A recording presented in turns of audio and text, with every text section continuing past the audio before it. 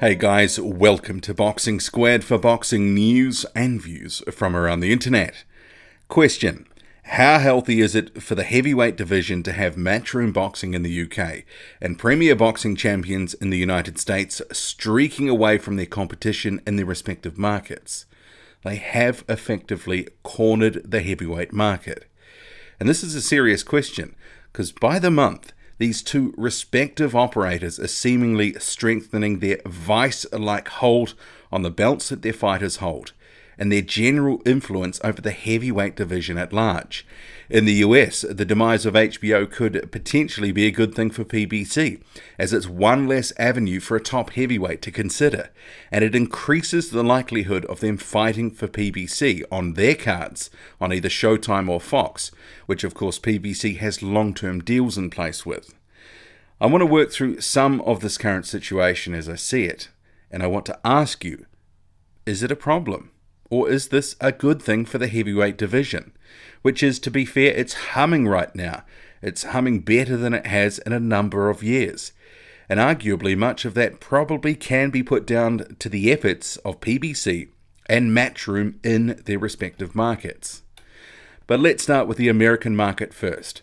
Outside of Al Heyman's PBC apparatus, we've got a cluster of promoters and managers who've generally got one or two heavyweights plying their trade in the division, but for the most part they are fighting either in obscurity or occasionally they are paid to get on a bigger show for a network, and that would be on an ad hoc basis. The notable exceptions would be Andy Ruiz Jr. and Bryant Jennings, who are with Top Rank, and Top Rank has a TV deal in place with ESPN. That's a long-term deal. And recently we've seen the likes of Jennings fighting Alexander Dimitrenko on ESPN. I guess the question with Top Rank is whether it's actually putting Jennings and Ruiz in meaningful fights often enough. Because, example, Andy Ruiz Jr.'s body of work this year is wins over a washed-up Kevin Johnson and journeyman Devin Vargas. But Top Rank boss Bob Arum, he's also in tight with the WBO. So he is able and has leveraged off that in the past. And in 2016, for example, he got Andy Ruiz Jr. a title shot with Joseph Parker. And now we've seen more recently, September 2018 WBO rankings out, and Bryant Jennings has lapped up the rankings to third in the WBO. But the clear leader of the pack right now in the United States is Al Heyman's stable of PBC heavyweights, which is showcased on Fox and Showtime throughout the year. And I think it will surprise some to see how many top heavyweights or good prospects are on the PBC books. And according to PBC's own website, let's just work through this quickly. We've got Charles Martin, Dominic Breazeale, Adam Kanelski, an inactive Chris Arreola, Gerald Washington, Luis Ortiz, Oscar Rivas, Travis Kaufman, Artis Bilka, Izu Agono, Deontay Wilder, and F.A. Ajagba. Most of those guys, they are within the top 50 heavyweights in the world.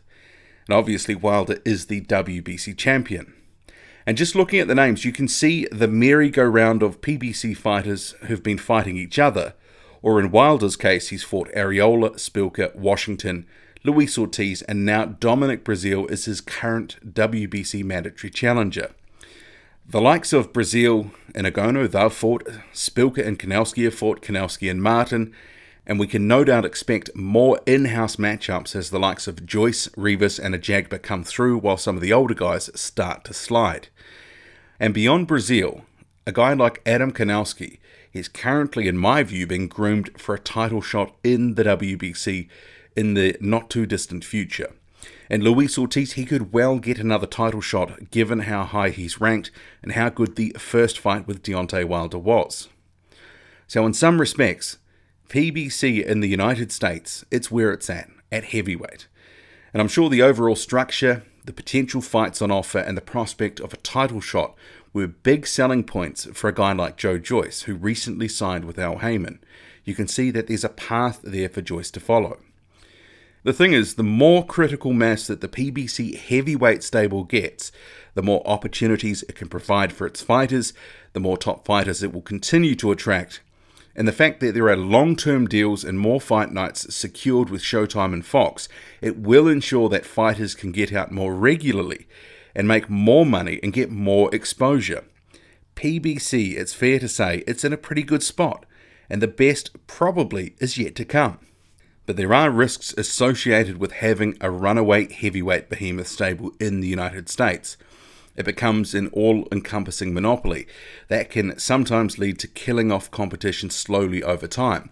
And some will argue that some of HBO's demise can be put down to PBC's market dominance in general, scooping up a lot of the best talent across multiple divisions, including heavyweight. There are potentially risks associated with reduced competition. Fighters have less opportunity to test their value on the open market.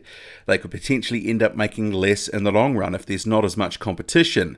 Well, you don't have to sort of worry about competitors to, outbid you on purses and potential contracts, that sort of thing. But these risks, they do already exist to some extent.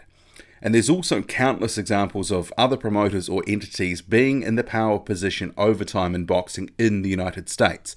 Right now, PBC just happens to have that mantle. And it's not necessarily a bad thing. It kind of is what it is for right now. And obviously, the PBC model, it's starting to pay off, and arguably its success and ability to retain fighters has somewhat hindered DAZN USA's bid to sign up top heavyweights and other fighters to its books. And the only name that DAZN currently has at heavyweight is Jarrell Miller. And even then, he's only committed to a 2-fight deal. And he's obviously been telling anyone who will listen he'd much prefer to be on HBO or Showtime.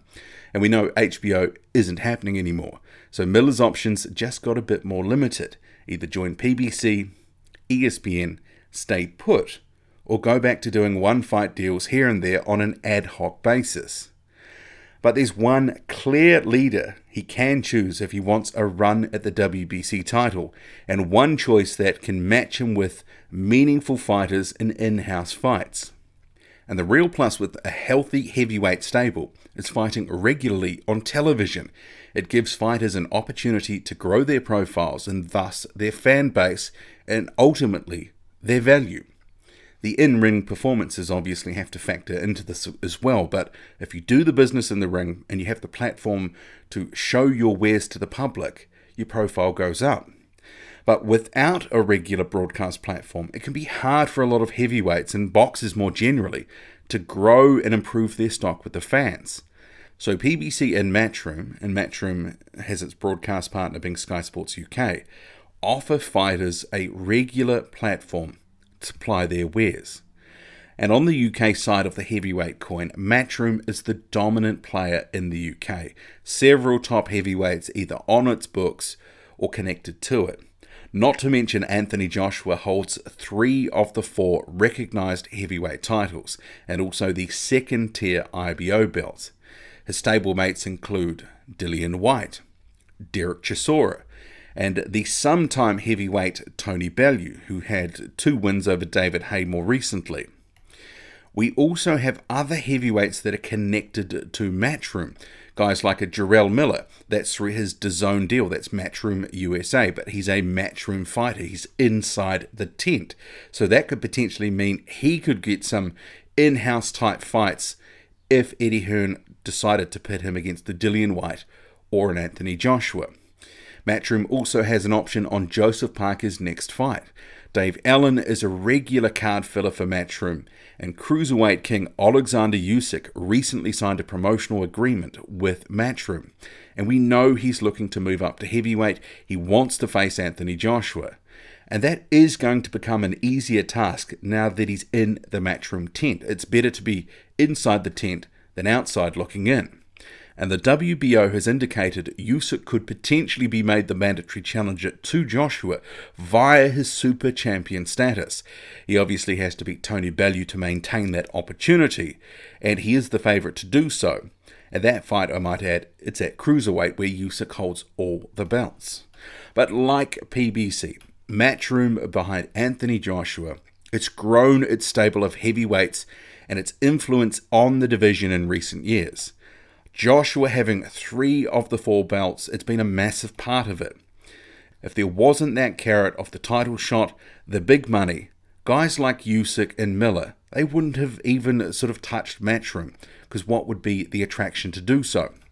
Matchroom's biggest rival, meanwhile, is Frank Warren of Queensberry. This is his UK rival, I should say. He is gaining some ground, obviously. Tyson Fury's come back, and we've got Nathan Gorman and Daniel Dubois on the rise. But they are still a firm second on the totem pole in terms of their heavyweight stable and their overall influence on the division. And like PBC, Matchroom has been building on its own success at heavyweight in the UK, building and building, and success begets more success. And the more success, the more influence Eddie Hearn is able to influence the division and attract more fighters to either join him or at least fight on his show, be connected to him in some way. All roads lead to Eddie Hearn, lead to Matchroom, get some fights and some money in the UK through Eddie Hearn. These are the paths. UK is Matchroom. In the United States, it's PBC to a large extent. And some of Matchroom and PBC's success of being the top dogs in their respective markets and holding on to that success, it's going to depend on what happens with these heavyweight belts. It makes their promotions much more marketable and profitable. It makes their stable much more marketable and profitable. It entices fighters in. And having the belts will also see both opt for an in-house fight where they can get it. The money stays in-house, and if the challenger beats the belt holder, the belt stays in-house, and a bigger rematch is then on the cards. So for the time being, I expect that PBC and Matchroom will keep dominating their respective markets in the heavyweight division.